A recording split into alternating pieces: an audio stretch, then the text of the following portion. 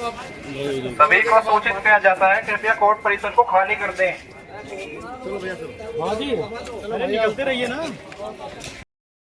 Email आया है, कचहरी परिसर को आने की बम से धमकी मिल रही है, क्या पूरा मामला और आपकी जांच में क्या पाया गया, कहाँ से ईमेल आ रहा है?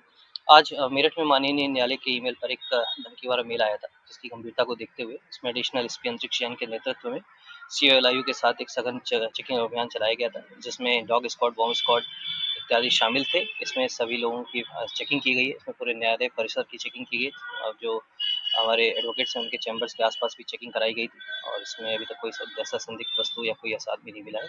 और जो आसपास के लोग निकल रहे हैं उन सभी की चेकिंग कराई गई है। जो सीसीटीवी फुटेजेस हैं उनको देखा जा रहा है। इसके साथ ही साथ जो हमारे ईमेल आई है उसके लिए हमने साइबर टीम गठित की है, जो इसकी पूरा इसमें जांच कर रही है। पूर्व में भी जो ईमेल आए हैं उनकी जांच प्रचलित है अभी और उसको भी इसी के साथ जोड़कर देखा जाएगा। इसमें जो भी तथ्य सामने आएंगे तो उसके अनुसार इसमें आवश्यक कार्रवाई की जाएगी।